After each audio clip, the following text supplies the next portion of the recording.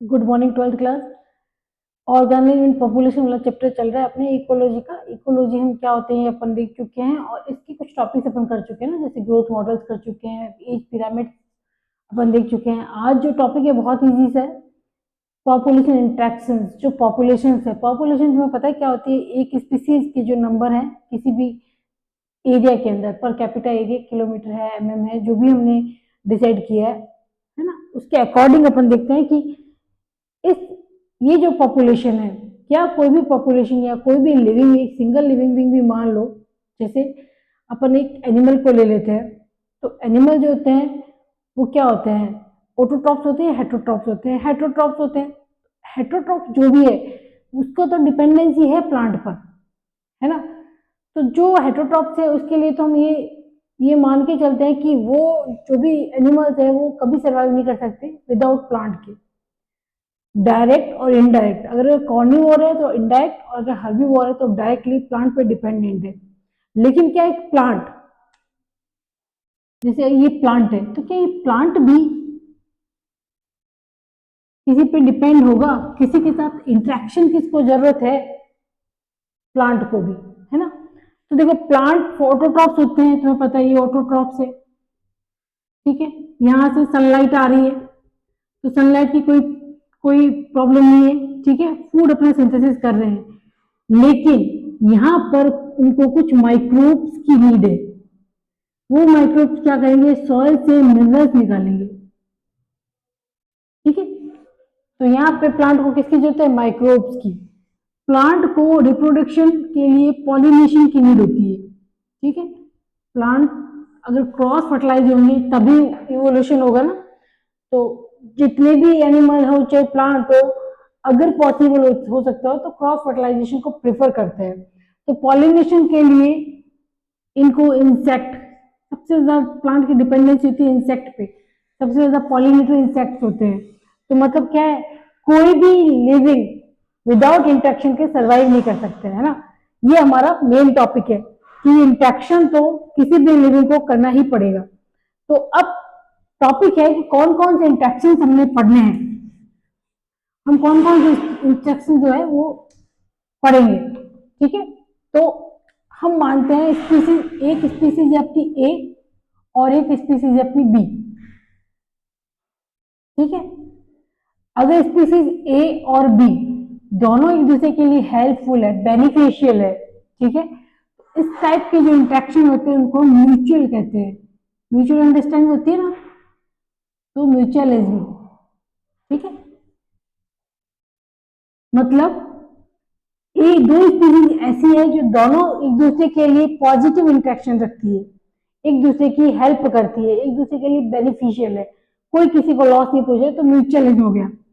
अगर स्पीसीज ए जो है उसको तो हार्म हो रहा है, डेंजर है उसकी लाइफ में, तो लेकिन स्पीसीज बी को उसके साथ इंटरेक्शन करने में कुछ पॉजिटिव मिल रहा है, ठीक है।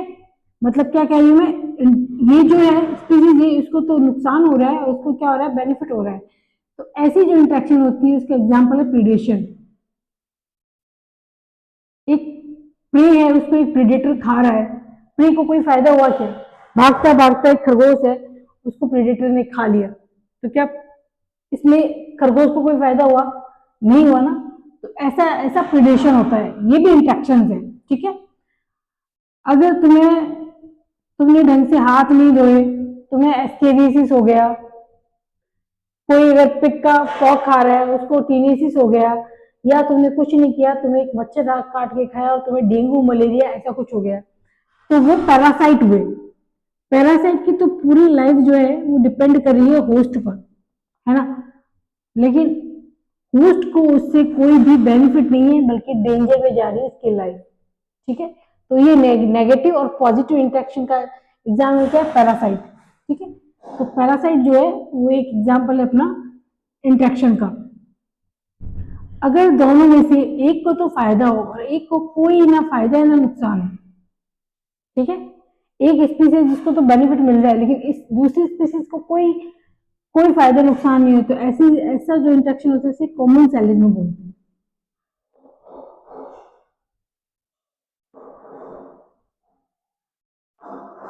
सेलिज्म, ठीक है। कोमेंसैलिज्म बोलते हैं। अच्छा, अगर दोनों को ही नुकसान होता हो, अगर दोनों को ही नुकसान होता है तो ऐसी स्पीसी, ऐसा जैसे कंपटीशन है, कोई स्पीसी आपस में खाने के लिए, रहने के लिए, प्लेस के लिए और मेटिंग के लिए कंपटीशन कर रही है, तो दोनों को नुकसान हो रहा है, तो एक कंपटीशन हो गया। ठीक है, तो ये क्या हो गया, कंपटीशन वाला इंटरेक्शन हो गया। ठीक है, एक आता है एमेंसैलिज्म, इसमें एक को तो फायदा होता है, दूसरे को क्या होता है, दूसरे को नुकसान होता है। ठीक है, कोमेंसैलिज्म हो गया, म्यूटेशन हो गया, एक को फायदा, दोनों को फायदा हो गया, एक को फायदा एक को नुकसान, फिर अगेन पैरासाइट आ गए, फिर कोमेंसैलिज्म आ गए, और फिर आ गए अपने कंपटीशन। तो ये जो इंटरेक्शंस हैं, ये अपने को करने होते हैं, कौन कौन से अपने टाइप है इंटरेक्शंस के। ठीक है, एक और तुम्हारा रहता है एमेंसैलिज्म, जिसमें एक को नुकसान होता है और दूसरे को क्या होता है, फायदा होता है। ठीक है, एक को नुकसान हो गया, एक पे कोई भी फर्क नहीं पड़ा है, तो ऐसा जो होता है वो एमेंसैलिज्म है। ये इंट्रैक्शन है। बस वापस देख लेते हैं कौन कौन से इंट्रैक्शन हमने पढ़ने हैं, हमें पढ़ने हैं। सबसे पहले म्यूचुअल अंडरस्टैंडिंग, कि तू मेरा हेल्प कर, मैं तेरी हेल्प करता हूँ, दोनों दोनों किसी एक दूसरे के लिए बेनिफिशियल है, तो म्यूचुअलिज्म हो गया। दो है पी पी से, दोनों पी से स्टार्ट है, जिसमें एक स्पीसीज को नेगेटिव इफेक्ट जा रहा है और दूसरे स्पीसीज को जो है वो पॉजिटिव इफेक्ट जा रहा है। ठीक है, मतलब एक का फायदा हो रहा है, दूसरे को नुकसान हो रहा है, तो इसमें प्रीडेशन और पैरासाइट्स आएंगे। एक को फायदा हो रहा है, दूसरे के कोई फर्क नहीं पड़ रहा, तो कोमेंसैलिज्म। एक को नुकसान हो रहा है, दूसरे को कोई फायदा नहीं हो रहा, तो एमेंसैलिज्म। और दोनों को ही नुकसान हो रहा है, तो क्या है, कॉम्पिटिशन है। ठीक है, अब एक टॉपिक अपन आज कर लेते हैं इसका, प्रीडेशन। ठीक है,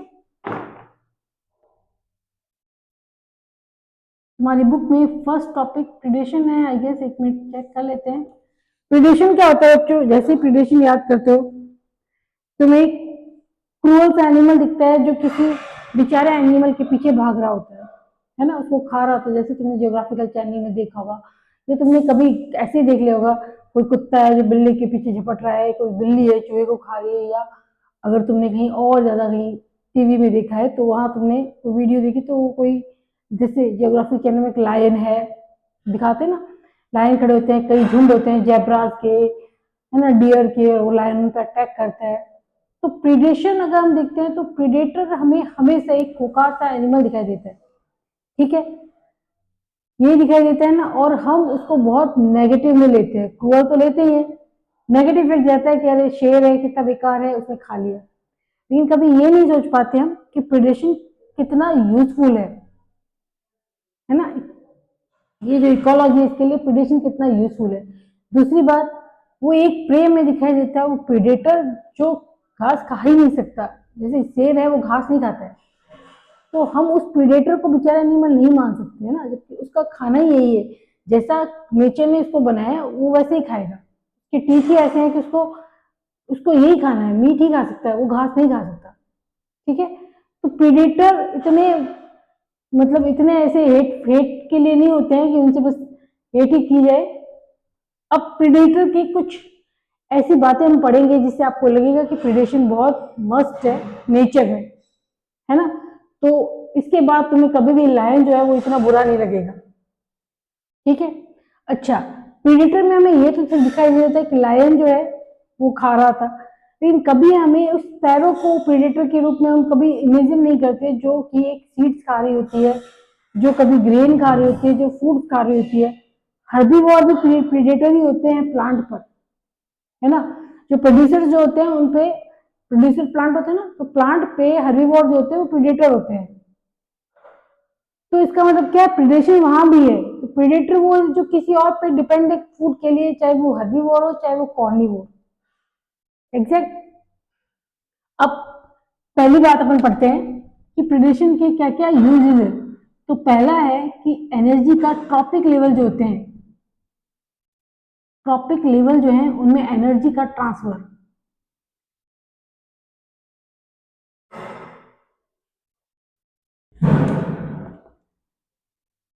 एनर्जी ट्रांसफर इन ट्रॉपिक लेवल, ठीक है बच्चों। क्या होता है कि ट्रॉपिक लेवल होते हैं, जैसे सबसे पहला ट्रॉपिक लेवल होता है प्रोड्यूसर्स का, प्लांट का,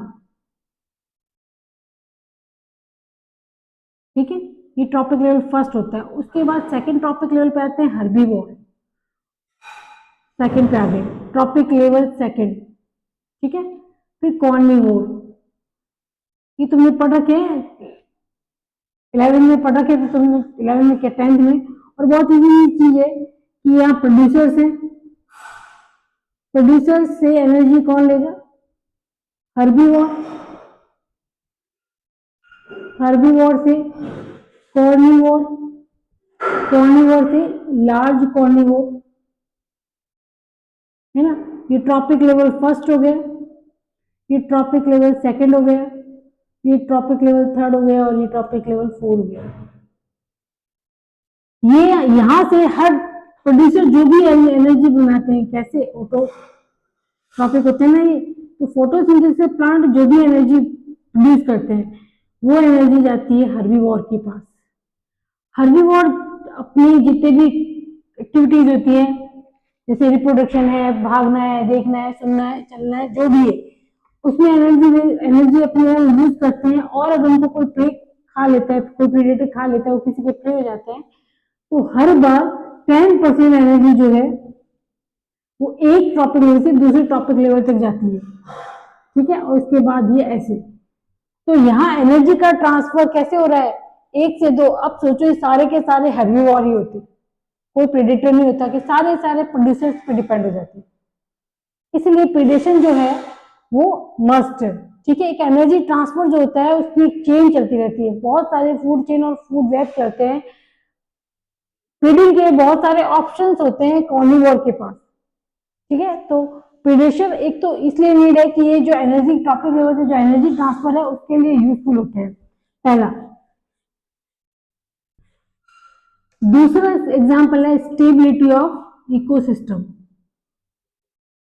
मैं क्या बता रही हूं, मैं प्रीडेटर के लिए वोट दे रही हूँ, प्रीडेटर के लिए फेवर में कुछ आपको फैक्ट दिखा रही हूँ कि प्रीडेशन क्यों मस्त है, ठीक है।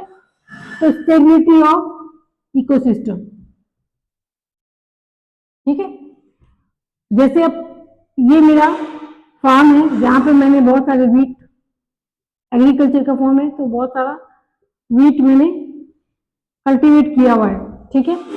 इस फार्म में बहुत सारे रैट्स हैं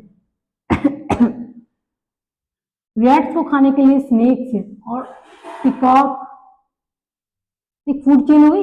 और भी बहुत सारी चीजें हो सकती है, मैं फूड वेब की बात नहीं कर रही हूँ, मैं फूड चेन की बात कर रही हूँ। और फूड चेन कभी नहीं होती है, हमेशा फूड वेब ही होता है, ठीक है।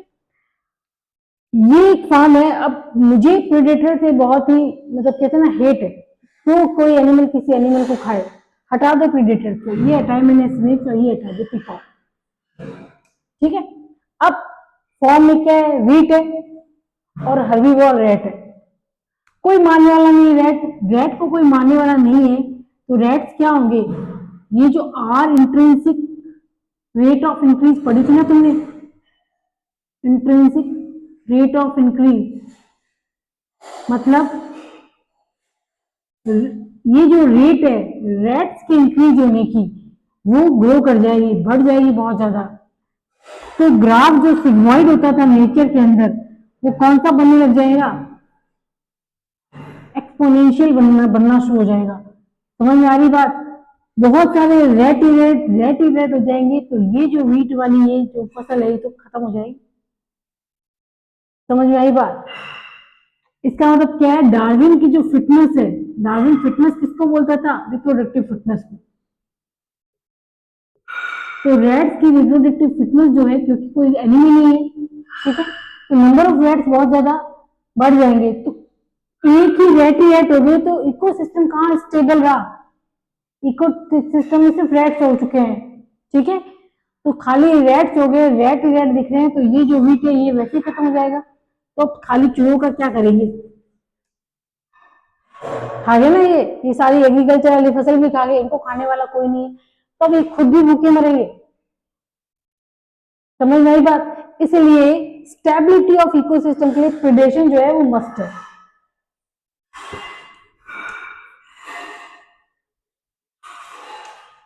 एक और एग्जांपल आपके दे रखा है,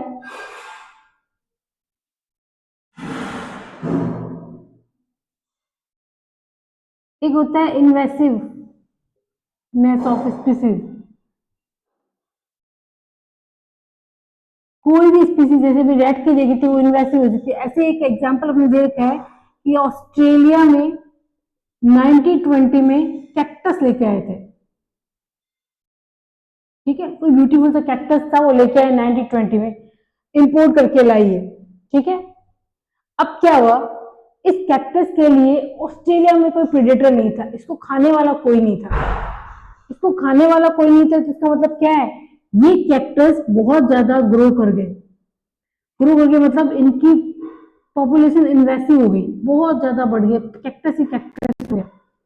तो अब ऑस्ट्रेलिया में इस कैक्टस को फीड करने के लिए, जो इस पे फीड करता है उस मौत को लाना पड़ा, उसको भी इंपोर्ट करना पड़ा, तब जाके इस कैक्टस की जो स्पीसीज ये जो बढ़ता ही जा रहा था ना, इसको रोका गया। ऐसे ही हमारे साथ क्या हुआ कि बंगाल के अंदर एक आइकोनिया करके एक जल कुंभी बोलते हैं उसको, वो लाया गया इंपोर्ट करके। उस आइकोनिया को खाने वाली कोई स्पीसीज नहीं थी, मतलब उसका कोई प्रेडेटर नहीं था। तो क्या हुआ, जितनी भी नदियां थी या जितना भी पानी होता है, एक्वेटिक है, फ्रेश वाटर जहां भी, वो सारा का सारा आइकोनिया से फिल हो गया। उससे क्या हुआ कि बाकी जो एनिमल्स थे, एक्वेटिक एनिमल, उनके लिए ऑक्सीजन डेफिशिएंसी हो गई। तो अब आइकोनिया के लिए कहते हैं कि आइकोनिया जो है वो टेरर ऑफ बंगाल है।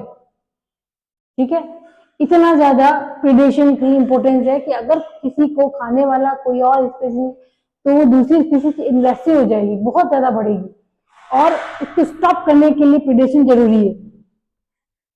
एक और टॉपिक देखते हैं, एक और पॉइंट है मेरे पास फैक्ट प्रिडेशन के लिए, वो है डाइवर्सिटी इन इकोसिस्टम।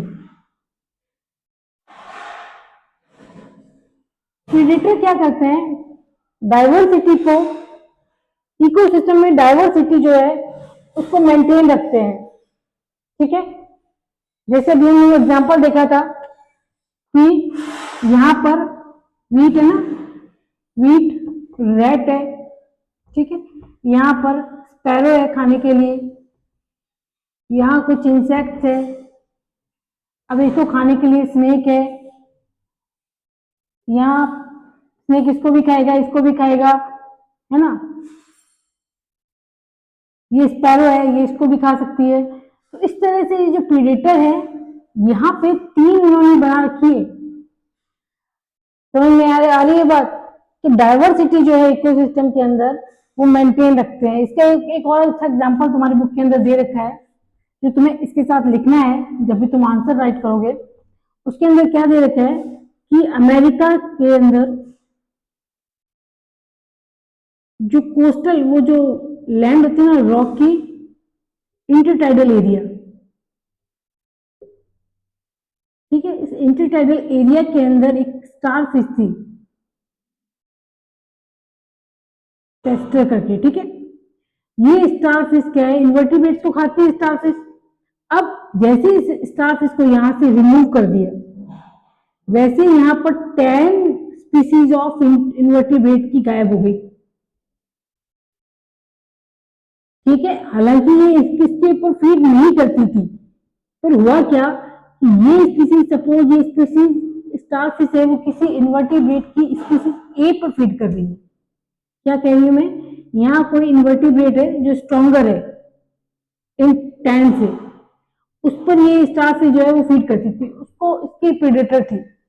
अब क्या हुआ, जैसे स्टार फिश हटी, ये इन्वर्टिब्रेट जो था, इन्वर्टिब्रेट ए लिख देते इसको, ये इन्वर्टिब्रेट ए जो था, अब ये यहाँ का राजा हो चुका है। इसको उससे ये जो इंटरटाइडल एरिया यहाँ पर ये सबसे ज्यादा पावरफुल हो गया। तो इसने क्या किया, फीडिंग, ये जो आपस में कॉम्पिटिशन करिए ना, टैन एंड इन्वर्टिब्रेट्स एक जैसे जैसे, अब इनमें सबसे ज्यादा पावरफुल ये हो गए तो बाकी ये सारी की सारी मर गई। क्यों मरी? क्योंकि इसका प्रेडेटर खत्म हो चुका था, इसको मारने वाला नहीं रहा, तो फिर ये टैन की टैन गायब हो गई। ठीक है, तो इनडायरेक्ट इफेक्ट किस पे पड़ता है? डाइवर्सिटी पर। ठीक है, अगर कोई प्रेडेटर होगा तो फिर क्या होगा कि जो डाइवर्सिटी है वो इकोसिस्टम की वो कंट्रोल में रहेगी। ठीक है, दूसरी जो स्पीसीज है उनको ग्रो करने का चांस मिलेगी, वरना क्या होगा, दूसरी स्पीसीज जो है वो ग्रो नहीं कर पाती, तो डाइवर्सिटी जो है वो खत्म हो जाएगी। एक होता है बायोलॉजिकल कंट्रोल।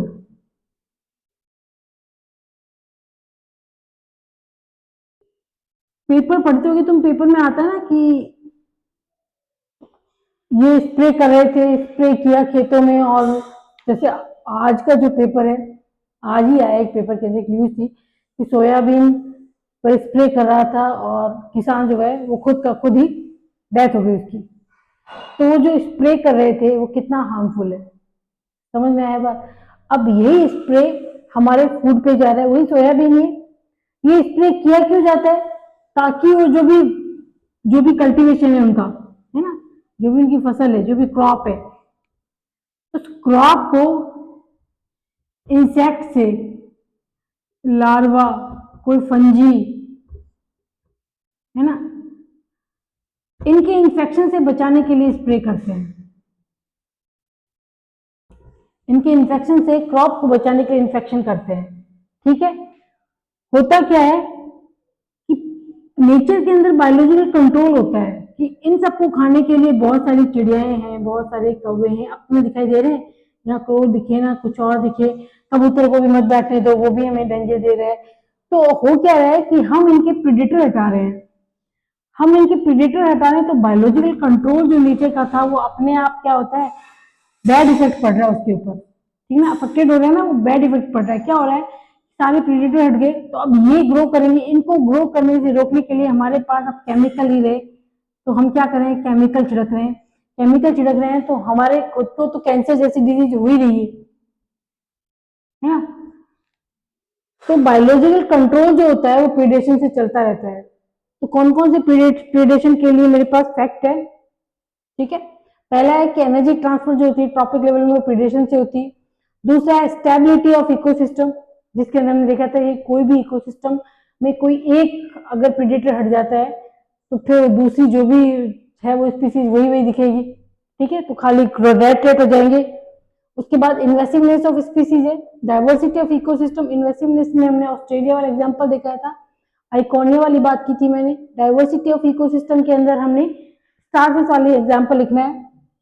और बायोलॉजिकल कंट्रोल जो है इसके अंदर हमें लिख, तुम्हारे अंदर 2 लाइन दे रखी तुम्हारे बुक के अंदर, वो लिख देना, और भी तुम्हें आता है तो जो मैंने बताया वो भी लिख सकते हो। ठीक है, ये तो हो गए मेरे प्रिडिक्शन के लिए पॉजिटिव, लेकिन इसका मतलब ये नहीं है कि एक हिरण को जाके बैठ जाना चाहिए शेर के पास कि हाँ मुझे खा लो, क्योंकि तुम प्रेडेटर हो और तुम इकोसिस्टम को इतना ज्यादा हेल्पफुल हो, इसलिए ऐसा तो नहीं हो सकता ना बच्चों। तो प्रीडेशन के लिए प्रूडेंट होना पड़ता है प्रीडेटर को, क्योंकि नेचर के पास प्रे को देने के लिए बहुत सारे प्रे के पास बहुत सारे कहते हैं ना स्ट्रेटेजीज है, जिससे क्या होगा, इन स्ट्रेटेजीज का यूज करके प्रे जो है वो अपने आप को हाइड कर सकता है। जैसे तुम्हें कैमेलियन का एग्जांपल याद है, वो कलर चेंज कर लेता है ना, मेंढक भी कर लेते हैं, कैमोफ्लोज बोलते हैं इनको। तो ये प्रे कर सकते हैं। कुछ होते हैं जैसे एक स्टिक इंसेक्ट होता है जो बिल्कुल इस इंसेक्ट के जैसे दिखाई देता है, स्टिक के जैसे दिखाई देता है। ठीक है, तुमने कभी मटर मटर के अंदर वो जो लटे निकलती है, लार्वा, है ना, लार्वा पीपा होता है ना इंसेक्ट की, लार्वा देखेंगे, लार्वा का कलर कौन सा होता है, बिल्कुल ग्रीन, लीफी ग्रीन, तो वो दिखाई ही नहीं देते। तो प्रे के पास बहुत सारी स्ट्रेटेजी, तो प्रीडेशन के लिए प्रूडेंट होना जरूरी है। अगर चालाक नहीं है तो ये तो बच जाएंगे ना। अच्छा, और एक और एग्जांपल दे रखे अपने मोनार्क बटरफ्लाई। ये ना प्रेडेटर है ना प्रे है। इसकी क्या खासियत है कि ये बहुत खाने में बहुत बुरी है, जैसे तुम्हें कद्दू लौकी लगते होंगे ना, वैसे टेस्टलेस है ये, बिल्कुल अच्छी नहीं है। ठीक है। तो कुछ बटरफ्लाई है जो क्या करती है, इसका जो विंग पैटर्न है, सपोज ये हेड है, फिर ये थोरेक्स आते हैं, 3 ऐसे थोरेक्स आते हैं, ये एब्डोमेन आता है, विंग्स यहाँ से निकलते हैं, 11th में सिखाए हुए हैं, लेग्स भी यहाँ से निकलते हैं। अब इसका जो पैटर्न है, ये इसका पैटर्न है विंग्स का। मोनार्क बटरफ्लाई का जो पैटर्न है उसको कॉपी करने के लिए कुछ बटरफ्लाईज है जो खुद तो बहुत टेस्टी है, लेकिन क्या करती है, इसके जैसी दिखाई देती है। तो कोई स्पैरो जो आती है जिसने ये खा रखा है, ये वाली खा रखी है मोनार्क, कभी तो उसको उल्टी हो गई थी, तो वो कभी भी इसको नहीं खाएगी, तो इसके जैसे दिखने वाली बटरफ्लाई को भी नहीं खाएगी। तो इस तरह से जो प्रे जो होते हैं वो अपने आप को हाइड कर सकते हैं। क्लियर है? अच्छा, और भी है, प्रे जो होते हैं वो रन कर सकते हैं, करते हैं ना, कभी अलार्मिंग साइन देते हैं जोर से, वो कभी तुम देखा करो, थोड़े दिन भर रील देखने से अच्छा कभी जियोग्राफी चैनल खोल के देखो। नहीं, उसमें ज्यादा टाइम वेस्ट हो रहा है, एडवर्ड आ रहे होते हैं, तो तुम कभी इसमें देखो, हंटिंग के कई वीडियोज होते हैं, तो उसके अंदर आप देखोगे कि प्रे के पास बहुत कुछ है। प्रे अलार्म साइन करते हैं, भागते हैं, एक दूसरे को भगाते हैं, झुंड के झुंड साथ में होते हैं। तो प्रिडेशन, एक प्रिडेटर के लिए जो हंटिंग होती है बहुत मुश्किल होती है, लेकिन फिर भी हमारे एनिमल के पास बहुत कुछ है। लेकिन अगर प्लांट की बात करते हैं तो प्लांट रन नहीं कर सकते, हाइड नहीं कर सकते अपना। तो प्लांट क्या करेगा, प्लांट के पास थॉर्न है, कांटे चुभा देगा। ठीक है, एक तुमने आंकड़ा देखा होगा, कैलोट्रॉपिस। कैलोट्रॉपिस को कभी भी कोई भी जो ग्रेजिंग एनिमल देखे होंगे तुमने, बकरियां, और ये कभी नहीं खाते। क्यों नहीं खाते? क्योंकि इसके पास कार्डियक ग्लाइकोसाइडेज होता है। कार्डियक ग्लाइकोसाइडेज क्या करते हैं, हार्ट की जो मसल्स है उसको पेनफुल कर देते हैं, पेन होता है, मस्कुलर पेन हार्ट में, यहाँ हाथों में नहीं।